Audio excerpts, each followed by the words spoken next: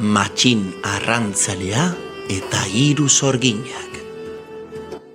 Bazen behin itxasertzeko herri bat. Bertako jendea zoriontsu bizi zen, lasai-lasai.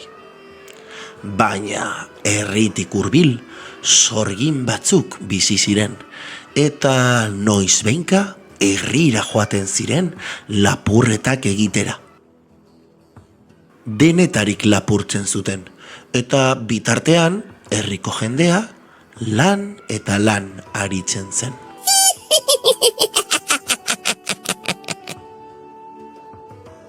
Egun batean, matxin izeneko arrantzale bat itxasotik zetorrela, sorgin maltzur batekin topatu zen bidean.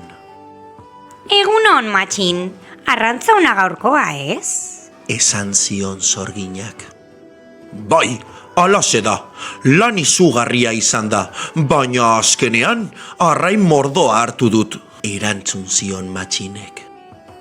Lana, ezen hainbestekoa izango, emaidazu berehala arrain saski hori. Eskatu zion sorginak. Baina zer demontre dinozu? Arrain hauek nireak dira. Alde mendik oraintze bertan, erantzun zion matxinek haserre.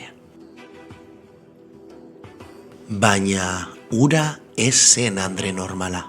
Sorginetan sorginena baizik, sorginik gaiztoena, eta berari jaramonik ez egiteak haserre bizian jartzen zuen. Arrain saskia ematen ez badidazu, damutu egingo zara matxin, gorriak ikusiko dituzu. Esan zion sorginak haserre bizian.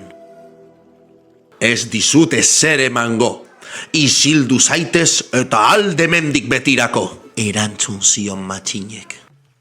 Ez duzu bakerik izango, ni bizi naizen artean. Sorgina, haserre, bere lagunen bila joan zen. 3 sorginak, kobazulo ilun batean bizi ziren, zaguzarrez beteta. Bertan, haien sorginkeriak egiten zituzten. Duala urrunera, aneren mina berehala. Duala urrunera, sorginaren lapikora.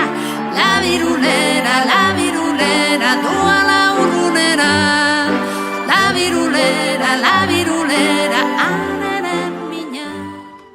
Aizue, entzun zer gertatu zaidan matxinekin. Bere arrain saski eskatu diote eta ez diteman. Esan zuen sorginik maltzurrenak. Gizon horrek eskarmentu ederra merezi du. Bai horixe! Esan zuten beste 2 sorginek. Badakizu ezer, gu olatu erraldoi bihurtuko gara. Eta matxin arrantzara joatean, hil egingo dugu 3 artean. Zer iruditzen zaizue? 3 sorginak matxin hiltzeko plan bat pentsatu zuten. Baina zuhaitz baten atzean, Takio zegoen matxinen laguna, eta dena entzun zuen. Takio korrika joan zen matxinengana, denborarik galdu gabe. Eta dena kontatu zion. 3 sorginak olatu bihurtuko zirela. Lehengoak larritu egingo zuela, bigarrenak ikaratu, eta 3 ondoratu eta hil. Aiene laguna, ez dakit zer egin, esan zuen Martinek bildurtuta. Ez bildurtu, zurekin joango naiz, eta bion artean aurre egingo diegu 3 sorgin gaizto hoiei, esan zion Takiok matxini. Matxin, Takio eta Blas txakurra itxasora joan ziren arrantzara. Oso kezkatuta eta beldurtuta zeuden, olatu erraldoietan eta sorginetan pentsatuz. Bapatean, sorgin itxurako olatu erraldoi bat agertu zen. Matxinek ozen oiukatu zuen. Badator lehengoa! Eutsi gogortzalupari!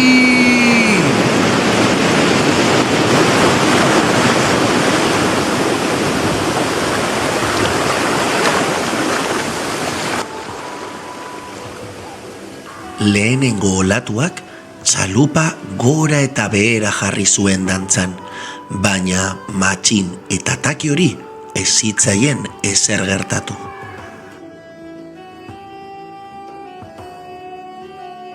Orduan, bigarren olatu erraldoi bat agertu zen, hau ere sorgin itxurarekin.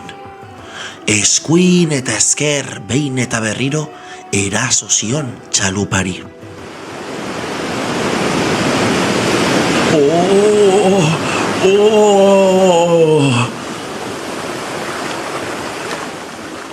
Baina olatu hura ere pasa zen, eta Matxin eta bere lagunak bizirik jarraitzen zuten. Baina urrunean bazetorren azken olatua, beldurgarrietan beldurgarriena, erraldoia zen. Matxinek arpoi bat hartu zuen, eta Takiok beldurraren beldurrez esan zion: Matxin, huts egiten baduzu, gureak egin du.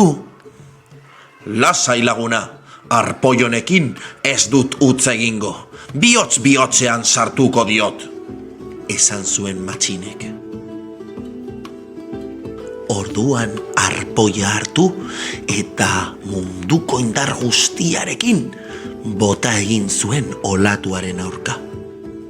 Olatuaren bihotz erdian sartu zuen arpoia, eta ikaragarrizko oihua entzun zen.